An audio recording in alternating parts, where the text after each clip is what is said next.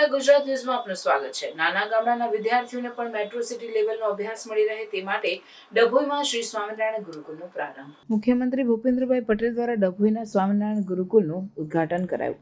ડભોઈ સાઠોદ માર્ગ પર railway overbridge બાજુમાં શ્રી સ્વામિનારાયણ ગુરુકુળ નિર્માણ પામ્યું છે। ડભોઈના ધારાસભ્ય શૈલેષ મહેતા, છોટાઉદેપુર સાંસદ જસુભાઈ રાઠવા, ભાવનગર પશ્ચિમના ધારાસભ્ય જીતુ વાઘાણી, ડભોઈ નગરપાલિકા પ્રમુખ શાહ સહિતના અગ્રણી મહાનુભાવ ઉપસ્થિત રહ્યા। ગુરુકુળ નિર્માણના દીર્ઘદ્રષ્ટા અને સર્વજીવ હિતાવહની ભાવના ધરાવતા શ્રી કેપી સ્વામી તેમજ સ્વામિનારાયણ સંપ્રદાય સહિતના સંતો મહંતો અભિભાવકો મોટી સંખ્યામાં ઉદ્ઘાટન પ્રસંગે હાજર રહ્યા। મુખ્યમંત્રીએ પોતાના પ્રાસંગિક પ્રવચનમાં ઓપરેશન સિંધુની સફળતા માટે વડાપ્રધાનનું વિઝન તેમજ શૌર્ય દાખવનાર સેનાના જવાનોને અભિનંદન પાઠવ્યા। ડભોઈમાં ગુરુકુળનો પ્રારંભ થતાં પ્રાચીન વેદો, વેદાંતો અને શાસ્ત્રોના જ્ઞાન સહિત અમૂલ્ય સિદ્ધાંતોને આત્મસાત કરવાની પ્રેરણા અને શિક્ષણ વિદ્યાર્થીઓનું મળતું થશે, જેનો આનંદ પણ વ્યક્ત કર્યો। ડભોઈના ધારાસભ્ય શૈલેષ મહેતાએ વક્તવ્યમાં સૌનો આભાર વ્યક્ત કરી ડભોઈ ગુરુકુળને દર્ભાવતી ગુરુકુળ નામાભિધાન કરવાનો વિચાર મુક્ત હતો, જેને મંચસ્થ મહાનુભાવ અને સંતોએ સહર્ષ આવકાર્યો હતો। જય સ્વામિનારાયણ। આજરોજ તારીખ 9/6/2025ના પવિત્ર દિવસે શ્રી સ્વામિનારાયણ ગુરુકુળ દર્ભાવતીનું માંગલ્ય પ્રવેશ ઉદ્ઘાટન મહોત્સવ માનનીય મુખ્યમંત્રી શ્રી ભૂપેન્દ્રભાઈ પટેલના વરદ હસ્તે આ કાર્યક્રમ સંપન્ન થયો।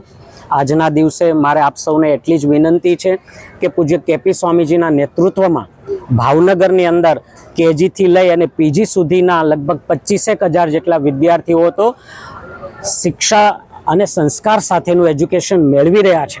એ સંસ્થાએ તો આ ભારતને, ગુજરાતને સારા અધિકારીઓ આપ્યા, સારા ડોક્ટરો આપ્યા, સારા એન્જિનિયરો આપ્યા છે। પૂજ્ય કેપી સ્વામીજીની એક વિશાળ દીર્ઘદ્રષ્ટિ, એમને એવો સંકલ્પ થયો કે દર્ભાવતી એક પ્રાચીન નગરી છે અને આ નગરીમાં પણ ભાવનગરની એક ભગીની સંસ્થા આ કામ કરવા માટે ઉત્સુક હતી અને સ્વામીજીએ આજથી 2 વર્ષ પહેલા જ અહીંયા ખાતમુહૂર્ત કર્યું અને ટૂંકા ગાળામાં આપ સૌ પત્રકાર મિત્રો જોઈ શકો છો કે એટલું સુવિધા સંપન્ન અને તમામ ક્લાસરૂમ, જે ડિજિટલ ક્લાસરૂમ પેનલ બોર્ડથી જે વિદ્યાર્થીઓ ભણશે એ આ વિસ્તારનું એક ગૌરવ ગણાશે। સાથે જ ક્વોલિફાઈડ સ્ટાફ, સ્વામીજીની દ્રષ્ટિ હતી કે સારા ક્વોલિફાઈડ ટીચરો, એમાંય આપણા ગુજરાતમાં ઇંગ્લિશ મીડિયમ સ્કૂલ માટે બહુધાએ ઇંગ્લિશના જાણકાર ટીચરોની વધારે જરૂર પડે, તો સ્વામીજીએ આ બધી બાબતોનું ધ્યાન રાખી અને વિદ્યાર્થીઓનું સર્વાંગી વિકાસ થાય એના માટેનો આ પ્રયાસ શરૂ કર્યો છે।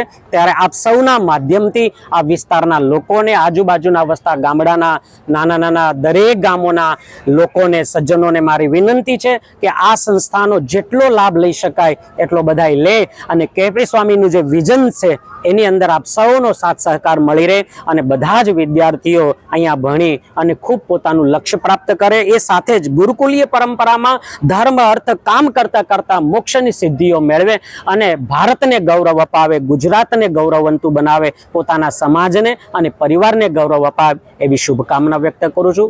કેપી સ્વામીજી તરફથી આપ સૌનો આભાર, ખૂબ ધન્યવાદ। જય સ્વામી। આજરોજ ડભો એટલે કે દર્ભાવતી ખાતે સ્વામિનારાયણ ગુરુકુળનું માનનીય મુખ્યમંત્રી શ્રી ભૂપેન્દ્રભાઈ પટેલના હસ્તે ઉદ્ઘાટન કરવામાં આવ્યું। ભાવનગરના કેપી સ્વામી દ્વારા સંચાલિત આ ગુરુકુળ છે। ભાવનગરમાં પણ અનેક શૈક્ષણિક સંસ્થાઓ એમના વડપણ હેઠળ કામગીરી કરે છે। આજના પ્રસંગે નૌતમ સ્વામી, બાપુ સ્વામી સહિત અનેક સંતગણો ઉપસ્થિત રહ્યા। સાથે જ ભાવનગરના ધારાસભ્ય, પૂર્વ પ્રદેશ પ્રમુખ, પૂર્વ કેબિનેટ મંત્રી જીતુભાઈ વાઘાણી પણ ઉપસ્થિત રહ્યા। આ વિસ્તારના સાંસદ જસુભાઈ રાઠવા, વડોદરા જિલ્લા ભાજપા પ્રમુખ રસિકભાઈ પ્રજાપતિ, મહામંત્રી બ્રહ્મભટ્ટ સાહેબ, જિલ્લા પંચાયતના પ્રમુખ, ઉપપ્રમુખ, કારોબારી ચેરમેન, ડભોઈ નગરપાલિકાના પ્રમુખ, નગરના પ્રમુખ, તાલુકાના પ્રમુખ, તાલુકા પંચાયતના પ્રમુખ સહિત આગેવાનો આજે અહીંયા ઉપસ્થિત રહ્યા હતા। મોટી સંખ્યામાં સંતોના પણ આશીર્વાદ આજે અહીંયા પ્રાપ્ત થયા હતા। આ ગુરુકુળ ડભોઈને બદલે દર્ભાવતી ગુરુકુળ તરીકે ઓળખાય એને માટે મેં મંચ પરથી પ્રસ્તાવ મૂક્યો હતો અને કેપી સ્વામી, નૌતમ સ્વામી સહિત તમામ સંતોએ પણ આને મંજૂરી આપી છે અને એ ગુરુકુળ હવે દર્ભાવતી સ્વામિનારાયણ ગુરુકુળ તરીકે ઓળખાશે એનો અમને વિશેષ આનંદ છે। કારણ કે ડભોઈને દર્ભાવતી નામ આપવાનો ઠરાવ નગરપાલિકાએ પણ સર્વાનુમતે કર્યો છે, તાલુકા પંચાયતે પણ સર્વાનુમતે કર્યો છે ને આગળ સરકારમાં મોકલવામાં આવ્યો છે. ત્યારે હવે આ ગુરુકુળ પણ ડભોઈને બદલે દર્ભાવતી તરીકે ઓળખાશે અને સંતોએ જ્યારે એને સ્વીકાર્યું છે ત્યારે હું એ તમામનો દિલથી આભાર માનું છું.